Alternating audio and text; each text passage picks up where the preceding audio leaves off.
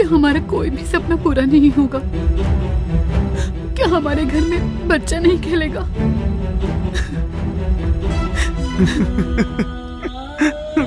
हो सकता है आपसे डॉक्टर ने कह दिया होगा कि आपको कभी बच्चा नहीं होगा, रिपोर्ट्स वैसे कहते होंगे, पर प्रभु के वचन कभी नहीं बदलते हैं। गर्भ का फल परमेश्वर की ओर से प्रतिफल है, वो उनकी ओर से आशीष है।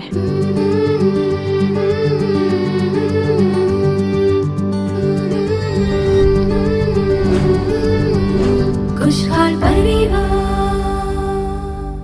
हमारे प्यारे श्रोताओं को हमारा खुशहाल प्रणाम। आप सभी को फिर से इस खुशहाल परिवार नामक कार्यक्रम में मिलकर हमें बहुत खुशी हो रही है और आप सभी के लिए भी इस उत्सव समय को प्रभु आशीषित करेंगे। आज के इस कार्यक्रम में गर्भ के फल के आशीष के लिए हम लोग प्रार्थना करने वाले हैं। हमारे समाज में कई ऐसे लोग हैं जो गर्भ का फल ना पाने के कारण निंदा और अपमान में जी रहे हैं। ऐसे लोग किसी भी कार्यक्रम या उत्सव में सहभागी नहीं हो पाते और दूसरों के द्वारा अपमान और निंदा किए जाने वाली एक शर्मनाक स्थिति हमारे देश में आज भी है।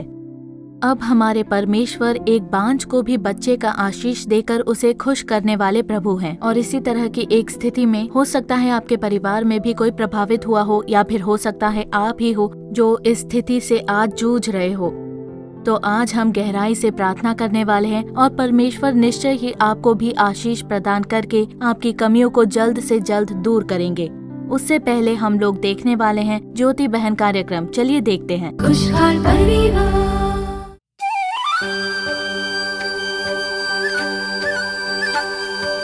तम तननम तननननम तम तननम तनतनननम तम तननम तनतनननम तम तम तननम तम तननम तम तननम तम तननम तम तननम तम।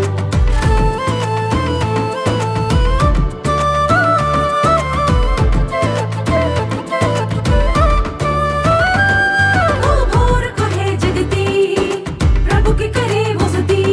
ओ भोर को है जगती, प्रभु की करे वो स्तुति।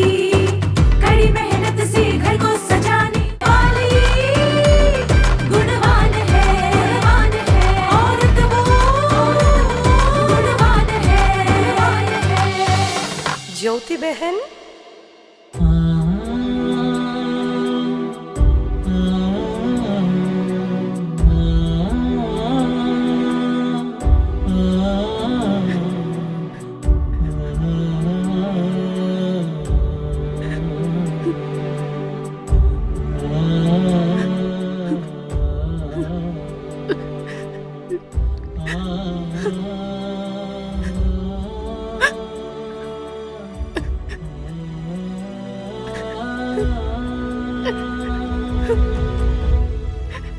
क्या बात है? रो क्यों रही हो? बताओ तो, आखिर हुआ क्या है? आखिर इतना रोने की वजह क्या है? हुआ क्या है? बताओ क्या हुआ? आज हमारे पड़ोस की लक्ष्मी दीदी की बेटी की गोद भर आई थी और मैं वहां पर गई थी। सब लोग जब रस्म पूरा कर रहे थे तब मैं भी आगे गई। ए, चल पीछे हट। एक बच्चा पैदा करने की तो औकात नहीं है तेरी, और मेरी बेटी की गोद भराई में सबसे आगे क्यों खड़ी है? तुम्हें वहां जाने की क्या जरूरत थी? लक्ष्मी दीदी की बेटी ने ही मुझे जबरदस्ती करके बुलाया था। कोई बात नहीं, तुम फिक्र मत करो। तुम रो मत मालती, उनके बोलने से क्या हो जाता है? वैसी बात नहीं है, इस बार भी मेरा गर्भ ठहरा नहीं। क्या अब हमारा कोई सपना पूरा नहीं होगा? क्या हमारे घर में कोई छोटा बच्चा नहीं खेलेगा?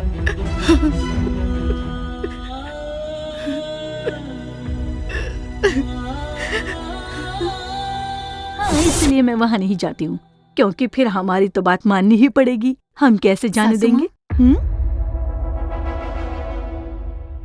मालती, कैसी हो तुम? अच्छी हूँ दीदी। मेरा मतलब है तुम खुशखबरी कब सुनाने वाली हो? अब क्या बोलूं, खुशखबरी का तो नामो निशान नहीं है। तिजोरी में पैसे हो तो उसे तिजोरी कहेंगे, नहीं तो सिर्फ लोहे की अलमारी कहेंगे ना।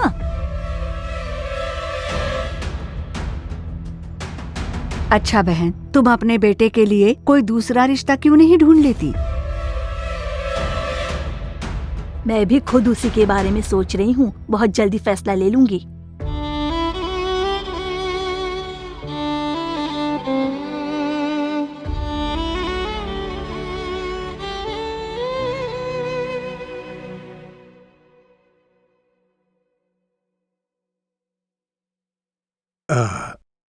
समधन जी, कैसी है आप?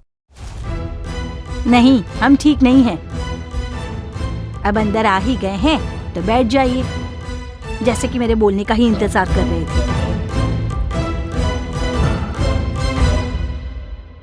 अब बताएंगे भी कि क्या बात है, किससे मिलना है? वो समधन जी, मैं बस अपनी बेटी से मिलने आया था। हाँ, जैसे कि अब बच्चा होने वाला है उसको, जो आप मिलने के लिए आ गए।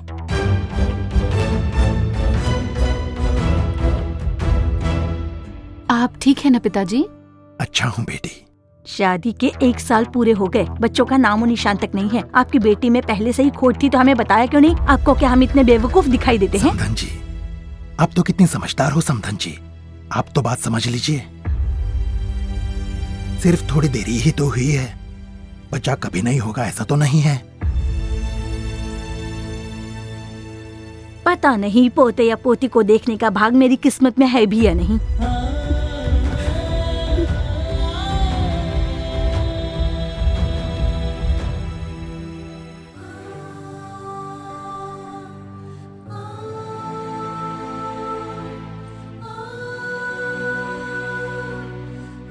आपकी पत्नी के गर्भ में एक समस्या है और ऊपर से ट्यूबल ब्लॉकेज भी है।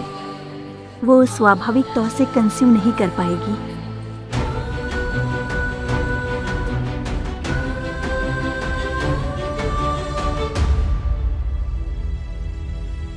क्या कोई और रास्ता है? कोई दूसरा ट्रीटमेंट?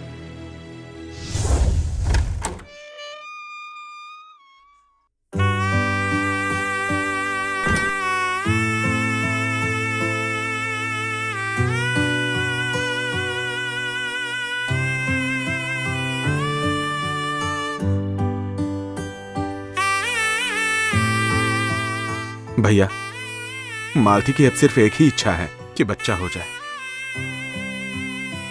तुम्हारी हालत मैं अच्छी तरह समझ पा रहा हूँ। मैं ऑफिस भी नहीं जा पा रहा हूँ और घर भी नहीं जा पा रहा हूँ। समझ में नहीं आता मैं क्या करूं। मालती, कल रमेश की शादी है, तुम भी चलो मेरे साथ। वह मैं क्या करूंगी? आप चाहते हो वहां भी मेरा अपमान हो? मैंने फैसला किया है कि मैं अपनी नौकरी भी छोड़ दूंगी। ऑफिस में भी मेरा बहुत अपमान होता है और ऐसे में आप मुझे शादी में बुला रहे हो। वहां पर भी 4 लोग 4 तरह की बातें करेंगे। प्लीज आप अकेले ही हो आइए।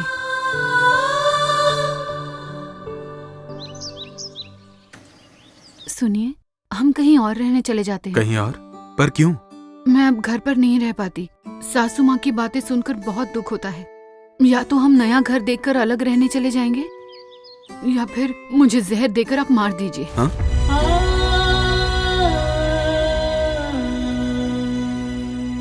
तुम ऐसी बातें क्यों कर रही हो? मुझे 1 हफ्ता दे दो, मैं दूसरा घर देखता हूं।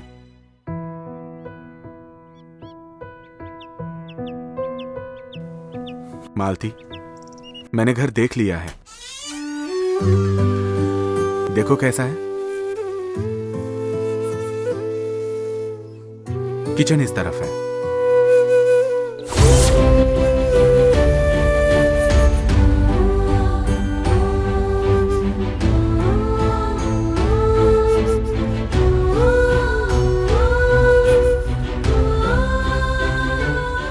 ससुर जी, बच्चे को लेकर मालती हमेशा दुखी रहती है। कहीं बाहर घूमने बुलाऊं तो भी नहीं आती। आप जरा उससे बात कीजिए ना, उसे कहीं घूमने ले जाइए। ठीक है दामाद जी।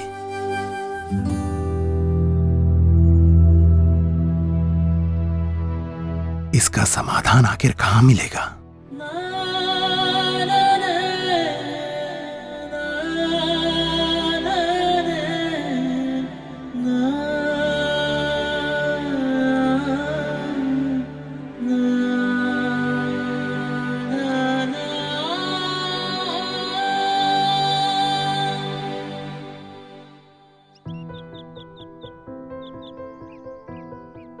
मालती, गर्भ का फल परमेश्वर की ओर से प्रतिफल है।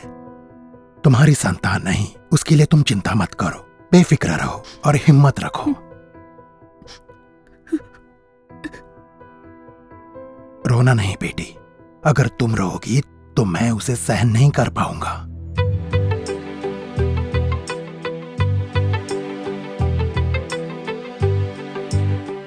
मैंने ही इन्हें बुलाया है बेटी। मालती, कैसी हो तुम? अच्छी हूँ। मालती, तुम पढ़ी लिखी हो, नौकरी भी करती हो। लेकिन मैं भी तो एक औरत ही हूँ। हाँ, पर तुम तो यीशु को जानने वाली औरत हो। मालती, तुम्हारे परमेश्वर ऐसे हैं जो एक बांझ को भी संतान का आशीष दे सकते हैं। परमेश्वर ने तुम्हें एक बहुत ही अच्छा और नेक पति दिया है जो तुम्हें समझते हैं और तुमसे बहुत प्यार करते हैं, और वैसा एक पति पाने के लिए तुम्हें परमेश्वर का धन्यवाद करना चाहिए। वो सब तो ठीक है, पर पवित्र शास्त्र में हन्ना को जब उसके पति ने दिलासा दिया, उससे उसको दिलासा नहीं मिला। अपने पति से भले ही उसने दिलासा स्वीकार नहीं किया, लेकिन परमेश्वर की उपस्थिति में उसने बहुत शांति पाई। जो नहीं है उसे होने वाले के समान पुकारने वाले प्रभु तुम्हारे बेजान गर्भ को भी जरूर जीवन प्रदान कर सकते हैं। परमेश्वर पर विश्वास रखो और प्रार्थना करो, और विश्वास की बातें मत करो। और जिस जगह पर तुम्हारी निंदा की गई, उसी स्थान पर परमेश्वर तुम्हें ऊंचा करेंगे। हाँ मालती, तुम्हारी जिसने भी निंदा की कि तुम्हारी कोई संतान नहीं है, उनके बीच तुम्हें एक संतान देकर निश्चित तुम्हें परमेश्वर ऊंचा उठाएंगे। सच कह रही हूँ, जिन लोगों ने तुम्हारी निंदा की कि तुम्हारी कोई संतान नहीं है, उनके बीच एक संतान देकर निश्चय ही परमेश्वर तुम्हें ऊंचा उठाएंगे। तुमने जिस हन्ना की बात की, उन्होंने कलीसिया जाकर परमेश्वर की उपस्थिति में बहुत आंसू बहा दिए थे, लेकिन उसके बाद वो कभी भी उदास नहीं हुई। अब से तुम्हें भी उदासी में नहीं रहना चाहिए, खुश और आनंदित रहो। तुम सिर्फ देखती जाओ, तुम्हारी निंदा की जगह प्रभु परमेश्वर जरूर तुम्हें दुगने आशीष से भरेंगे।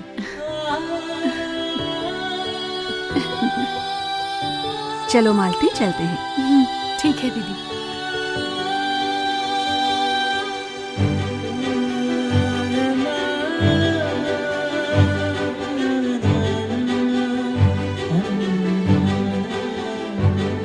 बहुत बहुत शुक्रिया। इसके लिए शुक्रिया की क्या जरूरत है मालती, मैंने जो कहा उसे याद रखना। तो देरी किस बात की, लड़की को ले आइए। रुकिए रुकिए, ऐसी भी क्या जल्दी है? दूल्हा काम कहाँ करता है? भैया जी ने आपको कुछ बताया नहीं? नहीं, हमें तो उन्होंने कुछ नहीं बताया। मेरा बेटा नौकरी की तलाश में है, जल्दी से कोई नौकरी लग जाएगी। अच्छा देखिए, बुरा मत मानिए, आजकल तो नौकरी करने वाले किसी पर भी हम भरोसा नहीं कर पाते, पर आपका बेटा तो नौकरी की तलाशी में है।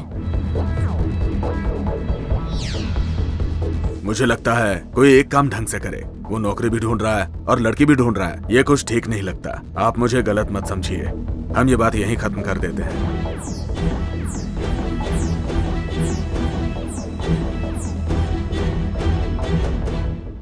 खुशहाल परिवार। प्रियजनों, तो आपको कैसा लगा आज का ये कार्यक्रम? बच्चा नहीं होने के कारण इस परिवार ने जो पीड़ा उठाई है वो हमने देखा। अगर इसी समस्या से हम या हमारे आसपास के लोग ग्रस्त हैं, तो किसी का भी इस तरह से अपमान नहीं किया जाना चाहिए। अगर हम ऐसा करते हैं तो निश्चय ही हमारे लिए वो आशीष नहीं रहेगा। निसंतान लोगों के लिए प्रार्थना करना हमारा फर्ज है। तो प्रभु के संदेश के बाद हम उनके लिए प्रार्थना करेंगे।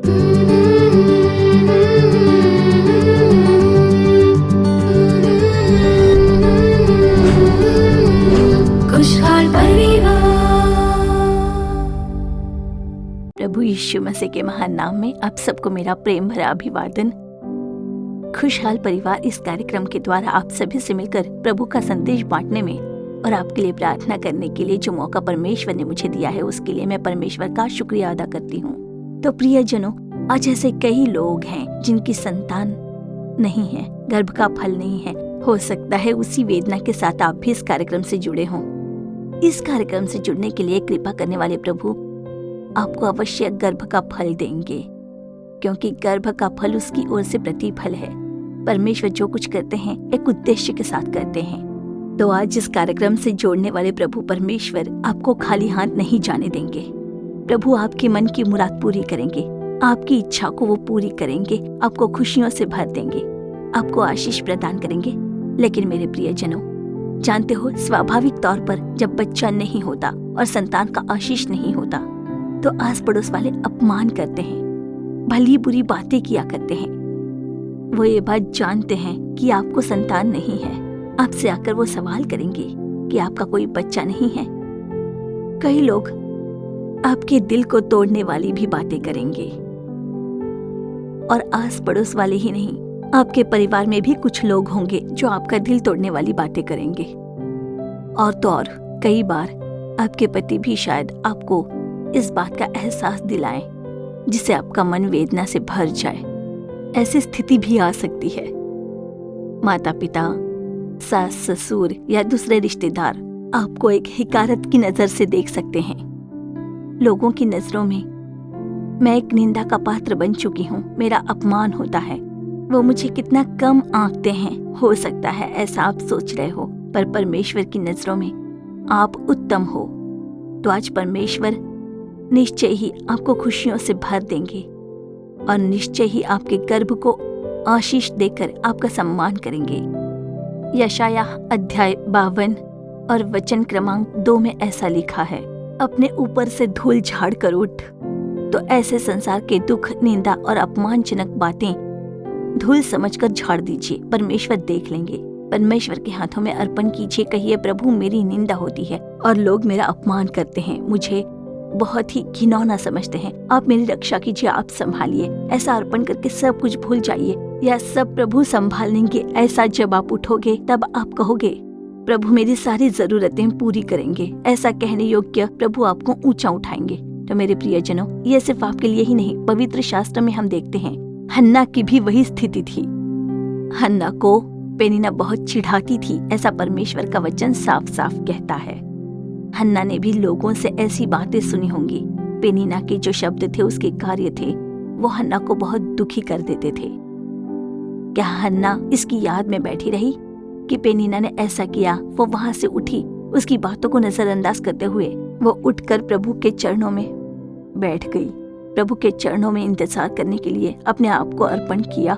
प्रभु की उपस्थिति में जाकर आंसू बहाते हुए उन्होंने प्रार्थना की। उनके मन में जो भी बोझ था उसे जल के समान प्रभु के चरणों पर उंडेल दिया। आंसू बहाकर वो बहुत रोई। जो आंसू बहाकर बोते हैं वो जय जयकार करते हुए लौने पाएंगे, ऐसा लिखा है। हमारे प्रभु आंसुओं को पोंछने वाले प्रभु हैं। हन्ना ने क्या किया? प्रभु के चरणों पर अपने आंसू बहाए, अर्पण कर दिए। उनके मन में जो बोझ था सब कुछ प्रभु के चरणों पर रख दिया। हो सकता है आज अपने कमरे को आप बंद करके रो रहे होंगे, या फिर कोई मुझे देख ना ले इसलिए बाथरूम में जाकर आप नल चालू करके जोर जोर से रो रहे होंगे। पर एक बात जान लीजिए, अपने आंसुओं को प्रभु के चरणों पर डालिए। हन्ना की तरह प्रभु की उपस्थिति में जाइए। आपको जो भी लगे कि प्रभु से ये सब कहना है, तो प्रभु को वो सारी बातें बता दीजिए। जैसे कि एक पिता से कहते हैं, हे पिता, इससे ज्यादा मुझसे सहन नहीं होता। मेरे पति कहते हैं, मेरी सास कहती है, मेरे रिश्तेदार तक मुझसे कहते हैं, खूब भला बुरा कहते हैं, मुझे मेरा मजाक उड़ाते हैं, पर मुझसे सहन नहीं होता। मुझे बल दीजिए, हिम्मत दीजिए, सांत्वना दीजिए, दिलासा दीजिए, मेरे गर्भ को आशीषित कीजिए प्रभु। ऐसे प्रभु के चरणों में अपने आंसू उंडेल दीजिए। हन्ना ने भी ऐसा ही किया था। प्रभु के चरणों में बैठकर वो बहुत रोई। जितना ज्यादा से ज्यादा वो रो सकती थी, उतने आंसू उसने प्रभु के चरणों पर उंडेल दिए। और इतना ही नहीं, प्रभु का वचन कहता है वो कई देर तक प्रार्थना करती थी। तो अपना बोझ हल्का होने तक हन्ना प्रभु की उपस्थिति में प्रार्थना करती थी। तो देखिए, दुख बदलने तक प्रार्थना करो। इसलिए प्रभु का वचन कहता है कि उसके बाद वो कभी भी दुखी नहीं रही। यही प्रभु की उपस्थिति में होता है। हो सकता है आप आज दुखी हो, वेदना के साथ हो, इससे ज्यादा सहन नहीं कर पाए आप। मेरा दुख कौन समझ पाएगा, मेरी वेदना कौन जान पाएगा, ऐसा सोचकर आज आप इस कार्यक्रम से जुड़े होंगे। तो सिर्फ एक प्रभु हमें समझ सकता है, वो है प्रभु यीशु। हमारी मन की हालत को, हमारी वेदना व्याकुलता को इंसान नहीं समझ सकते। बस वो कुछ बातें बोलेंगे, बस उतना ही। वो बातें हमें दिलासा नहीं देंगी, पर प्रभु की उपस्थिति में तो आप जाइए, वो सांत्वना देंगे, दिलासा देंगे, हिम्मत देंगे, खुशियां भरकर दुख दूर करेंगे। तो आज आप एक निर्णय लीजिए कि उन्होंने मेरी निंदा की, इन्होंने मेरा मजाक उड़ाया। उस सोच से आप बाहर निकल जाइए, उसे धूल समझकर, उसे झाड़कर आप प्रभु की उपस्थिति में बैठ जाइए और प्रार्थना रोकिए मत। याकूब ने वैसा ही संघर्ष किया। प्रभु, जब तक आप मुझे आशीष नहीं देंगे मैं आपको जाने नहीं दूंगा। प्रभु की उपस्थिति में प्रार्थना कीजिए, प्रभु मेरे लिए ये आशीष सिर्फ आपसे ही संभव है, क्योंकि प्रभु का वचन कहता है गर्भ का फल यहोवा की ओर से प्रतिफल है। प्रभु ही गर्भ के फल को आशीष देता है, गर्भ का फल उसकी ओर से प्रतिफल है, ऐसा परमेश्वर का वचन कहता है। तो गर्भ के फल को प्रभु ही आशीष देते हैं और प्रभु ही संतान प्रदान करते हैं। तो उसी निश्चय के साथ प्रभु की उपस्थिति में आप घुटनों पर आ जाइए और आंसुओं को उंडेलते हुए प्रार्थना कीजिए। तो आपकी निंदा के बजाय दुगने आशीष से परमेश्वर आपको भर देंगे। परमेश्वर आपकी निंदा को दूर करेंगे। जिन लोगों ने आपकी निंदा की, जिन लोगों ने आपका मजाक उड़ाया था, उन्हें आश्चर्यचकित कर देंगे। वही लोग कहेंगे कि परमेश्वर तुम्हारे संग है, परमेश्वर तुम्हारे संग है, तुम प्रभु की बेटी हो, इसलिए तुम्हें आशीष मिली है। ऐसा बोलने योग्य परमेश्वर कृपा करेंगे। और उतना ही नहीं, परमेश्वर का वचन कहता है विश्वास के साथ प्रार्थना में जो कुछ मांगोगे वो सब कुछ आपको दे दिया जाएगा। और फिर लिखा गया है कि अगर तुमने विश्वास किया तो परमेश्वर की महिमा देखोगी। ऐसे कई और वचन हैं। तो इस समय इस कार्यक्रम को देखने वाले आप में से कोई शायद सोच रहा हो कि अब इतने साल हो गए हैं, 15 साल, 16 साल, 20 साल हो गए हैं, अब तो हमें बच्चा बिल्कुल नहीं होने वाला, ऐसा सोचते होंगे। या फिर आपके डॉक्टर ने रिपोर्ट देखकर कहा होगा कि आपके जीवन में कभी भी बच्चा नहीं होने वाला। आप में समस्याएं हैं, आपके पति में समस्या है, इसलिए आपको बच्चा नहीं होगा, ऐसा आपके डॉक्टर ने आपसे कहा होगा रिपोर्ट्स के आधार पर। लेकिन परमेश्वर का वचन कभी नहीं बदलता। लड़के यहोवा के भाग हैं, गर्भ का फल उसकी ओर से प्रतिफल है और वो निश्चय ही आपको आशीष देंगे। उस विश्वास को जाने मत दीजिए। परमेश्वर आपसे संभव है, आप इस आशीष को मुझे निश्चय ही दे पाओगे। मैं अपने बल पर या डॉक्टर के रिपोर्ट्स पर भरोसा नहीं कर पा रहा हूँ, पर आप पर मेरा भरोसा है। आपने हन्ना को आशीष दी है, मुझे भी आशीष दीजिए। ऐसा विश्वास के साथ आप प्रभु के चरणों में इंतजार कीजिए। बास के शहर में मनपड़ी वीड नाम की एक जगह है, एक छोटा सा गांव है। उस गांव से एक बार एक बहन आई, उन्हें प्रार्थना करवानी थी। तो उनकी कलीसिया की एक और बहन ने उन्हें अपने साथ यहाँ पर लाया था। तो जिस बहन ने उन्हें यहाँ लाया था, उन्होंने कहा, जिन्हें वो लेकर आई थी उनका नाम था शकुंतला, और उस शकुंतला बहन को 17 साल के बाद भी बच्चा नहीं हुआ था, ऐसा उन्होंने बताया। और बहन शकुंतला एक गैर मसीही परिवार से थी। तब उन्होंने रोते हुए मुझसे कहा कि माँ जी 17 साल हो गए हैं, हमारे पास बहुत पैसे और जमीन जायदाद है, तो इसलिए अब मेरे पति कह रहे हैं कि 15 साल हो गए, कोई बच्चा नहीं हुआ, तो मैं एक दूसरी शादी कर लेता हूँ। तुम्हें मैं छोड़ूंगा नहीं, क्योंकि निश्चय ही हमारे लिए एक ऐसी संतान चाहिए जो हमारे धन का अनुभव करे। एक बेटा या एक बेटी चाहिए, इसलिए मैं एक और शादी कर लेता हूँ, ऐसा वो मुझे बहुत ही समझा रहे हैं। अब वो दूसरी शादी करने की तैयारी में लग गए हैं। मैं इस बात को बिल्कुल सहन नहीं कर पाऊंगी। मैं कहाँ पर नहीं गई, कई जगह पर इलाज कराया, क्योंकि बहुत पैसे थे उनके पास, जमीन जायदाद पैसे सब बहुत थे उनके पास। उन्होंने कहा मेरे पति मुझे कहाँ पर नहीं ले गए, सारा इलाज करके देख लिया, लेकिन उसका कोई फायदा नहीं हुआ। और अब मैं जीऊं या मर जाऊं उस स्थिति पे आके पहुंच चुकी हूँ। और इसी बीच इस प्यारी बहन ने, जो हमारे पड़ोस में रहती हैं, वो यहाँ पर मुझे ले आई हैं। तो परमेश्वर ने मुझे सिर्फ एक बात उस बहन से कहने के लिए कहा कि प्रभु यीशु पर विश्वास कर। तो प्रभु ने जो उस बहन को करने के लिए कहा कि सिर्फ और सिर्फ यीशु पर विश्वास करो। यीशु पर विश्वास किया जाए तो निश्चय ही आपको प्रभु संतान देंगे। यीशु आप दया कीजिए, यीशु कृपा कीजिए, मैं आप ही के भरोसे आई हूँ, मैं आप पर विश्वास करती हूँ, आपसे होगा, आप मुझे बच्चा दे पाओगे। मैंने लाखों लाख रुपए ट्रीटमेंट में खर्च कर दिए हैं। ये पैसों से या इंसान के सामर्थ्य से बिल्कुल नहीं हो सकता। ये आशीष आप ही दे सकते हैं। आपको मुझे ये आशीष देनी होगी। मैं आपकी बच्ची बनकर रहूंगी और मेरे बच्चे को भी आपके नाम की महिमा के लिए पालूंगी। ऐसे मन्नत के साथ प्रार्थना कीजिए। ऐसे प्रभु की ओर से सलाह मैंने उन्हें दी और फिर वो बहन वहाँ से चली गई। उन्होंने साफ साफ कह दिया था कि उन्होंने बाइबल कभी नहीं पढ़ी और ना ही मैं प्रार्थना करना जानती हूँ। मैंने उन्हें बताया कि आप सिर्फ ऐसा कीजिए, हे प्रभु यीशु मेरी सहायता कीजिए, मुझ पर कृपा कीजिए, मेरे गर्भ को आशीष दीजिए, बस इतना ही बोलिए, ऐसा मैंने उनसे कहा। और प्रभु की महान कृपा से उन्होंने प्रभु यीशु को पुकारा। हर एक समय उठते बैठते चलते फिरते खाना पकाते समय, हे प्रभु यीशु आप दया कीजिए, हे प्रभु आप कृपा कीजिए, इस कमी को सिर्फ आप ही दूर कर सकते हो। मैं आप पर ही भरोसा करती हूँ, आप पर विश्वास रखा है मैंने।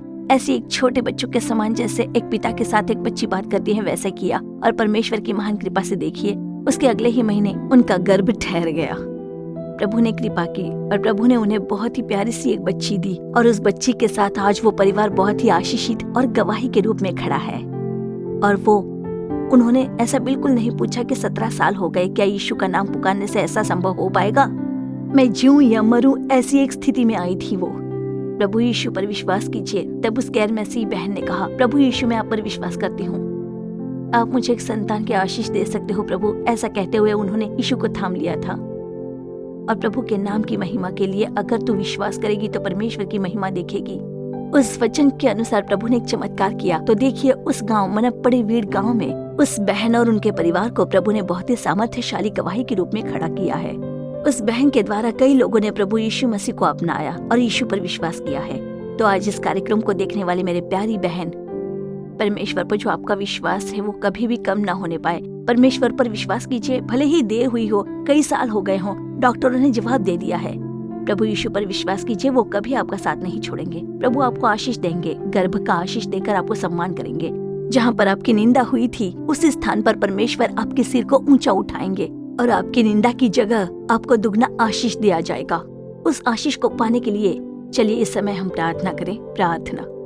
धन्यवाद देते हैं परमेश्वर, मन की गहराई से आपकी स्तुति स्तुति स्तुति करते हैं। मन की गहराई से आपको धन्यवाद देते हैं, आपकी स्तुति करते हैं प्रभु। आज के इस दिन में जो कोई भी प्रार्थना कर रहा है कि हमारा बच्चा नहीं है, गर्भ का आशीष नहीं मिल रहा है, उस निंदा और उस अपमान के बीच में आंसू बहाते हुए ये लोग इस समय प्रार्थना कर रहे हैं, उन हर एक को आपके हाथों में अर्पण करते हुए हम सब प्रार्थना करते हैं प्रभु। थैंक यू लॉर्ड, आपकी स्तुति हो। गर्भ को आशीष देने वाले प्रभु, जैसा आपका वचन कहता है कि लड़के तो यहोवा का भाग हैं, आप इन लोगों पर अपनी कृपा कीजिए और इन लोगों को आशीष दीजिए, इनके गर्भ के फल को आशीष दीजिए। और हमारी प्रार्थना के इसी समय में उनके गर्भ में परमेश्वर का सामर्थ्य उतरने के लिए हम प्रार्थना करते हैं। गर्भ का आशीष पाने के विरोध में जो सामर्थ्य कार्य कर रही है, वो दुष्ट आत्मा का सामर्थ्य प्रभु यीशु के महान नाम में दूर होने के लिए हम प्रार्थना करते हैं प्रभु। अभी एक चमत्कार हो जाए प्रभु यीशु मसीह के नाम में। आप उन पर दया कीजिए प्रभु, उन पर आप अपनी कृपा कीजिए, उनके आंसुओं को पोंछकर प्रभु उन्हें अपार खुशियों से भर दीजिए। परमेश्वर संतान सुख देकर आप उन्हें आशीषित कीजिए, उनका सिर ऊंचा रखिए प्रभु। मेरी निंदा हुई है, अपमान हुआ है, ऐसा कई लोग इस समय वेदना में पड़े हैं। उनकी निंदा के बजाय आप दुगने आशीष से उन लोगों को भर दीजिए। आशीष दीजिए प्रभु, आशीष दीजिए परमेश्वर। कई गवाहियों को खड़ा कीजिए परमेश्वर। आपके नाम की महिमा के लिए हम मन्नत के साथ प्रार्थना करते हैं। मैं और मेरा बच्चा आपके नाम की महिमा के लिए गवाही देंगे, ऐसा वो प्रार्थना कर रहे हैं। उस मन्नत की प्रार्थना पर आप एक बार नजर फेरिए, एक बार उन्हें गवाही बनाने के लिए प्रार्थना करती हूँ। आप उन्हें उस आशीष से भर रहे हैं, इसके लिए आपका धन्यवाद प्रभु। बस आपके ही नाम की महिमा हो। प्रभु यीशु के नाम में प्रार्थना करते हैं, आमीन। खुशहाल परिवार। तो दोस्तों, हमारी आशा है कि आज का कार्यक्रम आपके लिए आशीष रहा होगा। आपने जो भलाई और आशीष को पाया है उसे हमें बताने के लिए बिल्कुल भी ना भूलें। आपकी जो भी प्रार्थना विनती क्यों न हो, उसे पत्र के द्वारा हम तक पहुंचाइए। आपके लिए प्रार्थना करने और सलाह देने के लिए भाई मोहन सी लाजरस और परमेश्वर के दूसरे दास तैयार हैं। तो हमारे यीशु छुड़ाता है सेवकाई के सारे सोशल मीडिया और डिजिटल प्लेटफॉर्म पर प्रसारित होने वाले हमारे दूसरे कार्यक्रम देखना बिल्कुल मत भूलिए। फिर अगले कार्यक्रम में आपसे जल्द मुलाकात होगी। तब तक प्रभु की महान कृपा आपके साथ बनी रहे। For further details and prayer support, contact Jesus Redeems Ministries, Nalamavadi, Thoothukudi District, 628-211. Our phone number 04639 353535. info@jesusredeems.org. Our website www.jesusredeems.com. God bless you.